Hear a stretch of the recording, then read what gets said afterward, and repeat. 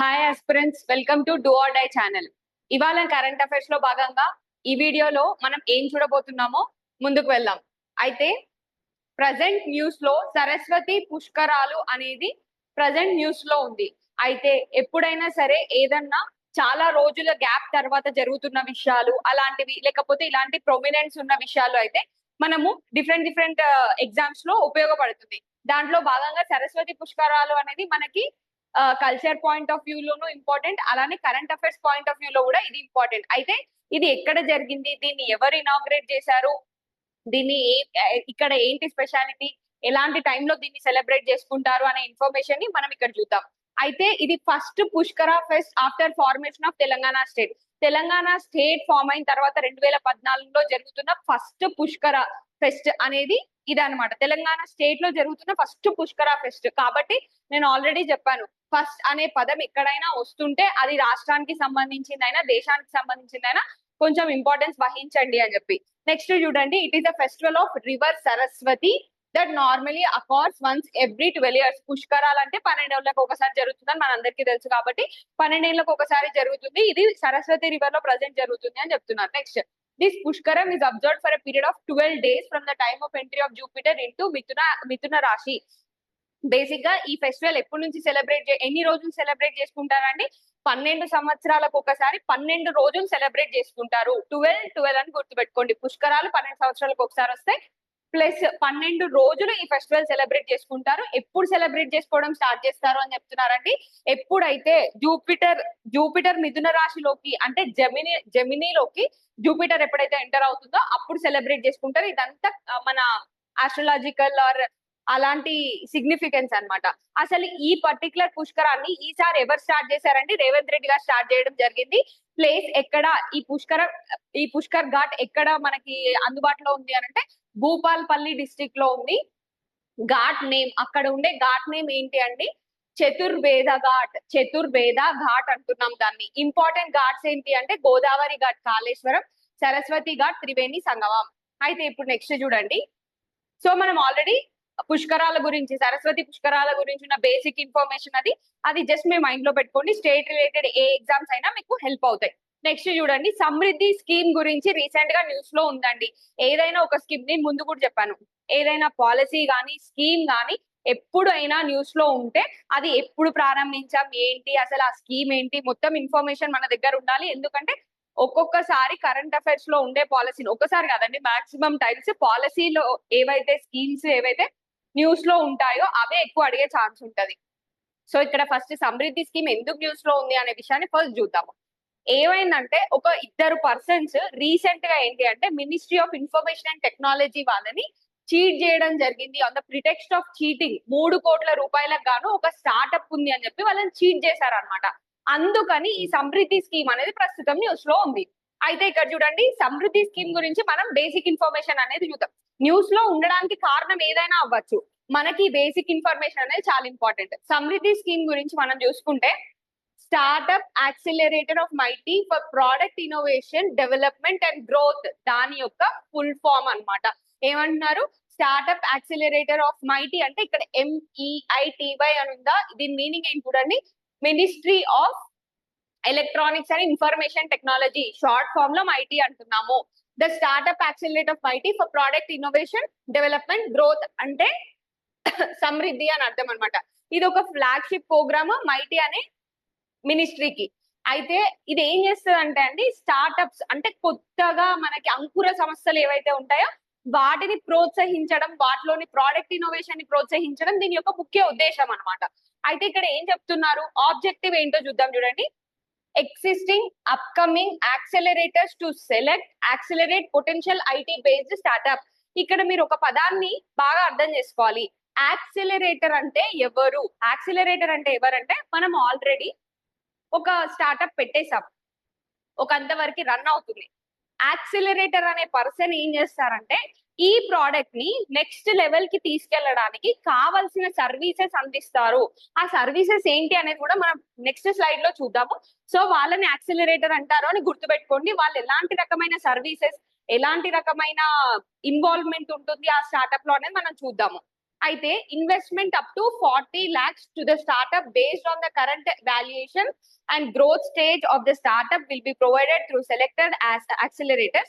It will also facilitate equal matching investment by accelerator. అంటే market value ప్రకారం 40 లక్షలు లేదంటే లేదంటే గ్రోత్ స్టేజ్, ఆ స్టార్ట్అప్ ఏ గ్రోత్ స్టేజ్ లో ఉందో దానికి తగ్గ ఇన్వెస్ట్మెంట్ ప్రొవైడ్ చేయడానికి యాక్సిలరేటెడ్ కూడా ఈక్వల్ అమౌంట్ ఆఫ్ ఇన్వెస్ట్మెంట్ చేయడానికి ఉపయోగపడే విధంగా ఈ సమృద్ధి స్కీమ్ అనేది మనకు హెల్ప్ అవుతుంది. ఎవరు ఇంప్లిమెంట్ చేస్తారు అని అంటే implemented by ministry of information and technology startup hub, MSH అంటాము. మీరు గుర్తుపెట్టుకోండి, ఇది ఏ మినిస్ట్రీ కిందకి వస్తుంది, ఎవరు ఇంప్లిమెంట్ చేస్తారు అనేవి చాలా ఇంపార్టెంట్. ఎంఎస్హెచ్ అంటే ఏంటి అంటే ministry of information technology, startup hub అనేది డిజిటల్ ఇండియా కార్పొరేషన్, డిఐసి, ఇవి రెండు కలిసి భాగస్వామ్యంలో ఇంప్లిమెంట్ చేస్తున్నాయి. In the first round of cohort 22 accelerators spread across 12 states are supporting 175 startups selected through a multi-level screening process. దానికి మనము స్టార్ట్అప్స్ ఎట్లా అంటే multi level లో వాటి స్క్రీనింగ్ చేసి వాటిని ఏది అర్హత ఉంది అనేది మనము తీసుకోవడం జరుగుతుంది. నెక్స్ట్ చూడండి, యాక్సిలరేటర్స్ ఎయిమ్స్. అసలు నేను ముందు చెప్పాను యాక్సిలరేటర్ అంటే ఎవరో చెప్పాను. యాక్సిలరేటర్ ఎలాంటి సర్వీసెస్ ప్రొవైడ్ చేస్తారు అనేది ఒకసారి ఇక్కడ లిస్ట్ అవుట్ చేసాం. మీకు ఇది చదివి ఈ పర్టికులర్ స్లైడ్ చూస్తే మీకు క్లారిటీ వచ్చేస్తుంది. Expert diagnostic for market research and product positioning అంటే నెక్స్ట్ లెవెల్ ఎక్స్పర్ట్స్ ఎవరైతే ఉంటారో ఆ ఫీల్డ్ లో దాన్ని మార్కెట్ లో ఒక గుడ్ పొజిషన్ లో ఆ ప్రోడక్ట్ ని నిల్చోబెట్టడానికి ఎలాంటి సలహాలు సూచనలు కావాలి అనే సర్వీసెస్ ని వీళ్ళు అందిస్తారు. మెంటరింగ్ చేస్తారు స్టార్ట్అప్స్ కి. దేనికంటే టెక్ వెర్టికల్ అంటే ఒక ఎక్స్పర్ట్స్ ని తీసుకొచ్చి ఈ ప్రోడక్ట్ ని ఇంకా బెటర్ ఎట్లా చేయొచ్చు, బెటర్ చేయడానికి సజెషన్స్ ఏ కాకుండా దగ్గరగా ఉండి వాళ్ళని గైడ్ చేయడం, మెంటరింగ్ చేయడం.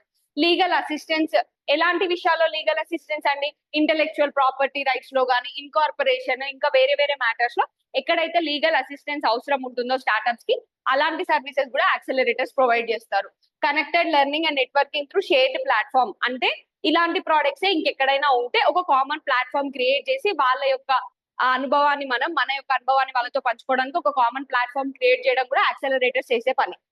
నెక్స్ట్ వచ్చేసి co learning, weekly meets between founders of all startups. అన్ని సంస్థలకి సంబంధించిన అన్ని స్టార్ట్అప్స్ కి సంబంధించిన ఫౌండర్స్ అందరూ ఒక దగ్గర చేరితే దాంట్లో ఉన్న ప్రాబ్లమ్స్ ఏంటి, మనం ఏం చేయొచ్చు, ఎలా బెటర్ అవ్వచ్చు అని ఒక ముందుకు వెళ్ళడానికి వీలుగా ఉంటుంది. Next demo day, presentation with venture capitalist and Angel investors. ఇక్కడ ఒక నిమిషం ఆగి, వెంచర్ క్యాపిటలిస్ట్ అంటే ఎవరు, ఏంజల్ ఇన్వెస్టర్స్ అంటే ఎవరు అనే ఒక భేదాన్ని మనం అర్థం చేసుకోవడానికి ట్రై చేద్దాం. వెంచర్ క్యాపిటలిస్ట్ అంటే ఆల్రెడీ ఒక ఫర్మ్ పెట్టేశాం, అంటే ఒక కంపెనీ పెట్టేశాం, అది ఒక అంత వరకు ఎదిగిపోయిన తర్వాత ఎంతో కొంత ఇన్వెస్ట్మెంట్ చేసి దీంట్లో ఈక్విటీ అంటే భాగస్వామ్యాన్ని కొనుక్కునే వాళ్ళు వెంచర్ క్యాపిటలిస్ట్ అంటాం వాళ్ళని. ఇది చాలా సింపుల్ ఫార్ములా. మరి ఏంజల్ ఇన్వెస్టర్స్ అంటే ఎవరు అంటే ఒక ప్రోడక్ట్ ని మనం ఇప్పుడు సపోజ్ ఈ పెన్ ఉందండి, ఈ పెన్ ని నేను ఇప్పుడే తీసుకొస్తున్నాను మార్కెట్ లోకి, ఇది నా స్టార్ట్అప్, ఈ ప్రోడక్ట్ ఐడియా అనమాట నాది. ఇది ఐడియా స్టేజ్ లో ఉన్నప్పుడే అంటే ఇది వర్కౌట్ అవుతుందా అవ్వదా అని కాకుండా నా దగ్గర ఒక ఐడియా ఉంది, ఆ ఐడియాని నమ్మి ఇన్వెస్ట్ చేస్తారు. వాళ్ళకి బేసిక్ ఏంటంటే ఇది డిఫరెంట్ లెవెల్స్ టైం ఫ్రేమ్ లో ఒక 2 డిఫరెంట్ టైం ఫ్రేమ్స్ లో చేసే ఇన్వెస్ట్మెంట్స్ డిఫరెంట్ గా ఉంటది. అంటే మనం ఏమీ కానప్పుడు మనం నమ్మే వాళ్ళు, మనం మొత్తం అయిన తర్వాత మనం నమ్మే వాళ్ళు అనుకోండి. వెంచర్ క్యాపిటలిస్ట్ ఏమో later phase of the business లో వస్తారు. ఏంజల్ ఇన్వెస్టర్స్ ఏమో వెరీ స్టార్టింగ్ ఐడియాని నమ్మి, వాళ్ళకి కొంచెం రిస్క్ ఎక్కువ ఉంటదండి, ఎందుకంటే వాళ్ళకి ఏ భాగస్వామ్యం ఉండదు. కాకపోతే ఒక పాయింట్ కి ఇది సక్సెస్ అయిన తర్వాత దీంట్లో పార్ట్ ఆఫ్ షేర్ తీసుకోవడం జరుగుతుంది. Assistants to startups in negotiating and closing investment deals with VCs and Angel investors. ఈ యాక్సెలరేటర్స్ అనే వాళ్ళు ఏం చేస్తారు, స్టార్ట్అప్స్ కి, మన వెంచర్ క్యాపిటలిస్ట్ కి కానీ ఏంజల్ ఇన్వెస్టర్స్ కి కానీ మధ్యవర్తిగా బిహేవ్ చేయడం జరుగుతుంది. వాళ్ళ యొక్క డీల్స్ క్లోజ్ చేయడానికి హెల్ప్ చేస్తారని చెప్తున్నారు. నెక్స్ట్ ఆయుర్వేద అనేది ప్రస్తుతం న్యూస్ లో ఉందండి. Government of India has declared that Ayurveda Day will be observed annually on 23rd September starting from 2025. ఇది ప్రస్తుతం ఈ ఆయుర్వేద డే అనేది న్యూస్ లో ఎందుకు ఉందండి, ఎవ్రీ ఇయర్ సెప్టెంబర్ 23ని ఇప్పటి నుంచి అంటే 2025 సంవత్సరం నుంచి ఏ డేగా సెలబ్రేట్ చేసుకుంటున్నాం, ఆయుర్వేద డేగా సెలబ్రేట్ చేసుకుంటున్నాం. అసలు ఆయుర్వేద అంటే ఏంటో చూద్దాం. అంటే ప్రస్తుతం ఇది న్యూస్ లో ఉంది కాబట్టి బేసిక్స్ కవర్ చేయాల్సిన బాధ్యత మన మీద ఉంటది. ఆయుర్వేద అంటే ఆయు అంటే లైఫ్, వేద అంటే knowledge, meaning science of life అంటాం. Ayurveda life forms of life divided into అంటే ఆయుర్వేద దేనితో డీల్ చేస్తుంది అంటే మూడు రకాల లైఫ్స్ తో డీల్ చేస్తుందండి. నర ఆయుర్వేద, సత్వ ఆయుర్వేద, వృక్ష ఆయుర్వేద అని మూడు రకాలు ఉంటాయి. నర ఆయుర్వేద అంటే ఏంటంటే హ్యూమన్ లైఫ్ హెల్త్ మీద ఫోకస్ చేస్తుంది. సత్వ ఆయుర్వేద అంటే deals with animal health and diseases, animal health మరియు డిసీజెస్ మీద ఫోకస్ చేస్తుంది. వృక్ష ఆయుర్వేద అంటే వృక్ష అంటే తెలుగు వచ్చిన కాబట్టి మనకు అర్థమైపోతుంది కదా, ప్లాంట్ గ్రోత్, హెల్త్, డిసీజెస్, మూడు రకాల ఆయుర్వేద. స్ట్రక్చర్ ప్రాక్టీస్ ఆఫ్ ఆయుర్వేదకు వస్తే ఆయుర్వేద రెండు రకాలుగా రెండు స్టేజెస్ ఆఫ్ డిసీజెస్ లో ఉపయోగపడుతుంది. ఒకటి ప్రివెంటివ్, ఇంకొకటి క్యూరేటివ్. అంటే ఒక డిసీజ్ రాకంటే ముందు ఆయుర్వేద యొక్క వర్క్ ఉంటుంది, ఒక డిసీజ్ వచ్చిన తర్వాత దాన్ని క్యూర్ చేయడానికి ఆయుర్వేద రోల్ ఉంటుంది.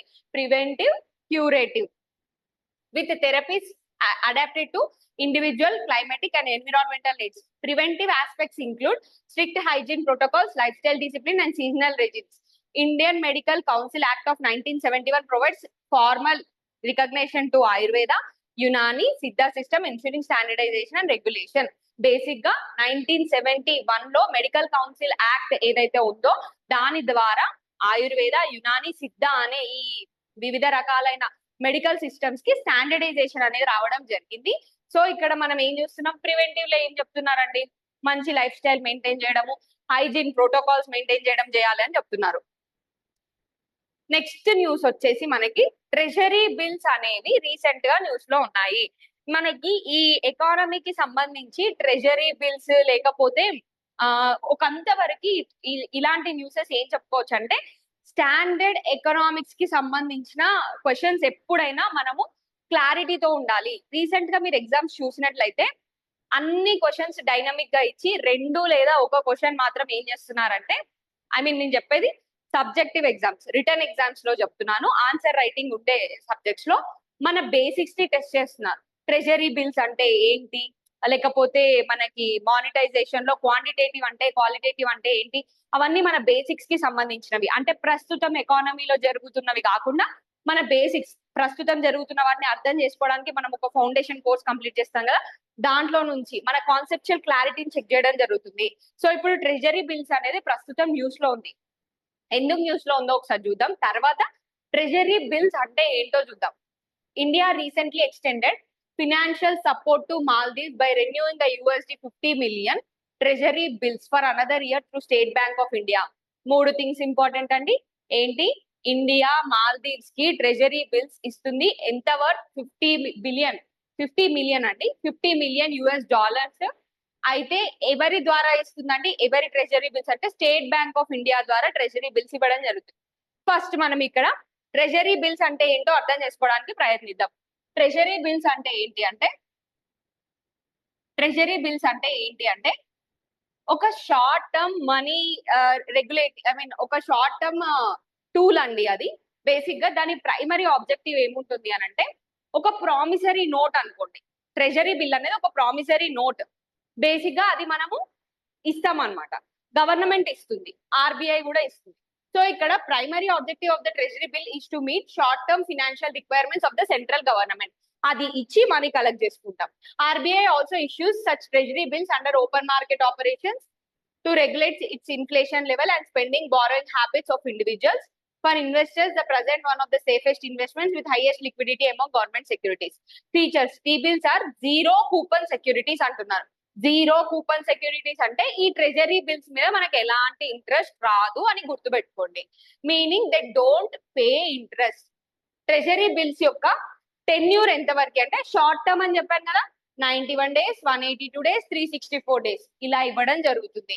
మినిమం ఇన్వెస్ట్మెంట్ ఎంత ఉండాలండి? 25,000 రూపాయల ఇన్వెస్ట్మెంట్ ఉండాలి, లేదా దాని మల్టిపుల్స్ 25,000, 50,000, 75,000 అలా ఉండాలి.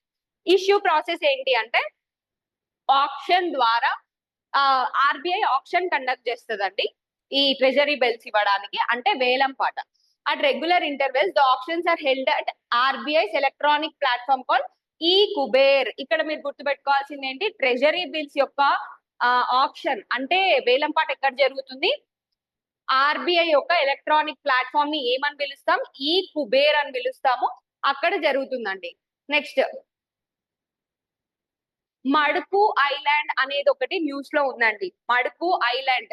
ఈ ఐలాండ్ గురించి మనం తెలుసుకోవాల్సింది. మీరు అక్కడ చూస్తే మీకు అర్థమవుతుంది మడుపు ఐలాండ్ ఎక్కడుంది అంటే ఛత్తీస్గఢ్ లో ఉంది. Chhattisgarh high court is actively monitoring the development initiatives at Madupu island a place significant local importance. ఈ ప్రస్తుతం అందుకు న్యూస్ లో ఉంది. నెక్స్ట్ అది ఎక్కడుందో చూద్దామండి. Banks of Shivnath river, longest tributary of Mahanadi river in the Bilaspur district of Chhattisgarh. Bilaspur అనే జిల్లాలో, ఛత్తీస్గఢ్ అనే రాష్ట్రంలో ఈ మడ్బో ఐలాండ్ ఉంది. శివనది అనే, శివనాథ్ అనే రివర్, బేసిక్ గా శివనాథ్ రివర్ ఏంటంటే మహానదికి లాంగెస్ట్ ట్రిబ్యూటరీ. అయితే name Madupu stems from the fact that, అంటే మడుపు అంటే మీనింగ్ ఏంటంటే అండి, ఇది ఒక కప్ప లాగా ఉంది చూసారా. ఈ ఇమేజ్ చూస్తే మీకు క్లారిటీ వస్తుంది.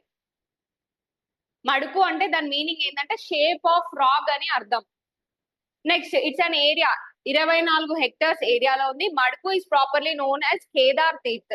మడుపు ఐలాండ్ కి ఇంకా 2 పేర్లు ఉన్నాయండి. దాని పేర్లు ఏంటి అంటే కేదార్ తీర్థ్ అని అంటాము, హరిహర్ క్షేత్ర కేదార్ ద్వీప్ అని అంటాం. Next archaeologist have discovered pre historic stone tools, epigraphs and coins in this land. ఒకటండి ఇది రిలీజియస్ ఇంపార్టెన్స్ ఉంది దీనికి, ప్లస్ హిస్టారికల్ ఇంపార్టెన్స్ కూడా ఉంది. అందుకని ప్రజెంట్ ఇది న్యూస్ లో ఉంది. ఛత్తీస్గఢ్ హైకోర్టు చాలా కీన్ గా, చాలా ఎక్కువ ఇంట్రెస్ట్ తో ఈ మడ్పు ఐలాండ్ లో డెవలప్మెంటల్ యాక్టివిటీస్ ఏ విధంగా కొనసాగుతున్నాయని చూడడం జరుగుతుంది. సో నెక్స్ట్ చూసుకుంటే మనకి డీసాలినేషన్ టెక్నాలజీ, డిఆర్డిఓ ఏదైతే ఉందో అండి, అది బేసిక్ గా ఇన్నోవేటివ్ టెక్నాలజీస్ తో పీపుల్ లైఫ్స్ చాలా ఈజీ చేయడానికి ట్రై చేస్తూ ఉంటుంది, స్పెషల్లీ ఆర్మ్డ్ ఫోర్సెస్, నేవీ వాళ్ళవి. అలాంటివి చూసుకుంటే defence research and development organisation has developed an indigenous high pressure nano porous multi layered polymeric membrane for sea water desalination. Nano porous అంటే meaning ఏంటి అంటే 1 metre to 1 nanometre to 100 nanometres diameters ఉంటే వాటిని nano అంటామండి. So ఇక్కడ చూడండి, high pressure nano porous multi layered polymeric membrane for sea water డీసాలినైజేషన్.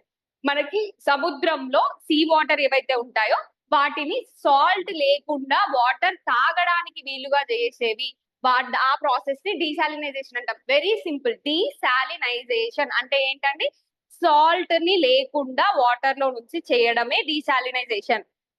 అయితే ఈ పర్పస్ ఏంటి, స్ట్రాటజిక్ ఇంపార్టెన్స్ ఏంటి, ఎందుకు చేయాల్సి వస్తుంది మనం ఈ పని, డిఆర్డిఓ ఈ పని ఎందుకు ఎంచుకుందో చూద్దాం. The project was executed by Defense Materials Stores Research and Development Establishment, Kanpur, under the Atmanirbhar Bharat initiative. The technology is intended for use in offshore patrol vessels of the Coast Guard, providing self-reliant on-board freshwater capability. Basic గా ఏంటి అంటే coastal gourd ఎవరైతే ఉంటారో వాళ్ళు travelling టైంలో basic గా fresh water అనేవి main land నుంచే తీసుకెళ్లడమో, లేకపోతే చాలా పెద్ద ఇష్యూ ఏంటి అంటే తాగడానికి వాటర్ లేకపోవడం. ఏదో అంటారు కదా, చూడడానికి ఎన్ని వాటర్ ఉన్నా తాగడానికి చుక్క కూడా లేదు అనే పరిస్థితి కోస్టల్ గార్డ్ లో ఎవరైతే సేఫ్టీ పర్పస్ లో ఉన్న నావల్ ఫోర్స్ ఉంటారో వాళ్ళ పరిస్థితి అది. వాళ్ళకి ఉపశమనం కలిగించడానికి డిఆర్డిఓ ఏం చేస్తుందండి, ప్రస్తుతం ఈ ప్రాజెక్ట్ ని, మన nano porous multi layered membrane desalination process ని తీసుకొచ్చింది. ఎందుకంటే వాళ్ళు ఆన్ బోర్డ్ ఉంటూనే ఫ్రెష్ వాటర్ తాగడానికి వీలుండేటట్లు వాళ్ళు చేసుకోవడానికి. About desalinization technology, desalination technology గురించి మనం చూస్తే, desalination is the removal of dissolved salts and minerals from saline or brackish water to make it fit for human use. Basic ఏంటి అంటే దాంట్లో ఉండే సాల్ట్ కానీ, లేకపోతే తాగడానికి ఉపయోగపడని వాటర్ నుంచి హ్యూమన్ యూస్ కి వాడుకునే విధంగా ఆ వాటర్ ని తీసుకురావడం అన్నమాట. 2 ప్రైమరీ టెక్నాలజీస్ యూజ్ చేస్తామండి డీసాలినైట్ చేయడానికి వాటర్ ని. రివర్స్ ఆస్మోసిస్ అనే ఒక ప్రాసెస్, థర్మల్ డీసాలినైజేషన్ అని ఇంకొక ప్రాసెస్. ఈ 2 ప్రాసెస్ ని యూజ్ చేస్తాం. జస్ట్ ఏ ప్రాసెస్ యూజ్ చేస్తామని తెలుసుకుంటే సరిపోతుంది, ఆ ప్రాసెస్ ఏంటి అని చూడాల్సిన అవసరం లేదు. ఇవాళ లాస్ట్ న్యూస్ వచ్చేసి జియో ట్యూబింగ్. జియో ట్యూబింగ్ అనగానే మనకు ఒక కొత్త పదం లాగా అనిపిస్తుంది కదా. ఇలాంటి పదాలు న్యూస్ లో, ఆబ్జెక్టివ్ ఎగ్జామ్స్ లో తప్పకుండా వచ్చే ఛాన్స్ ఉంది. యూపీఎస్సీ అయితే దీని మీద ఒక క్వశ్చన్ ఫ్రేమ్ చేయొచ్చు సబ్జెక్టివ్ వైజ్. ఆబ్జెక్టివ్ వైజ్ చూసుకుంటే ఫస్ట్ మనకి జియో ట్యూబింగ్ అంటే, ట్యూబ్స్ అంటే ఏంటో తెలియాలి. Study conducted by scientist and experts of off sure break water system using geo tube technology along the Poonthura coastal stretch in Kerala has found that they yielded remarkable transformation in coastal landscape behind the of sure break water stretch. Primary purpose ఏంటి అంటే dewatering, erosion control. Dewatering ను erosion control చేయడానికి మన ఈ Jio tube అనే వాటిని వాడతారు. Jio tubes అంటే ఏంటో చూద్దాము. Large permeable fabric tubes filled with dredged materials or other hydrologically filled metals. Basic గా ఇవి చూడడానికి ఇలా ఉంటాయండి.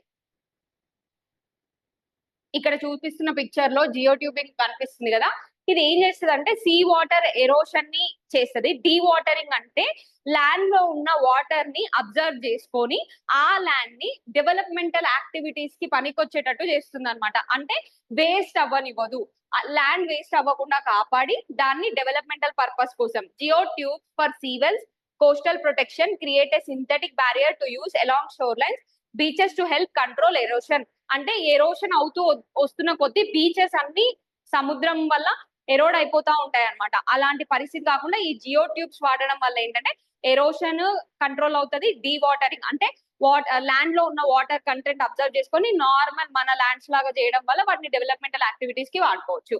There are also adaptable to different site conditions including contaminated sites, waterfronts, inland waterways అని చెప్తున్నారు.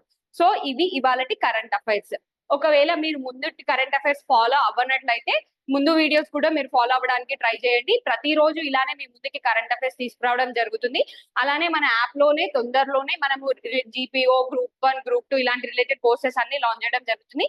తప్పకుండా ఛానల్ ని subscribe చేయండి. ఎవ్రీడే కరెంట్ అఫైర్స్ మీ ముందుకు తీసుకురావడానికి మేము ట్రై చేస్తున్నాం. Thank you so much.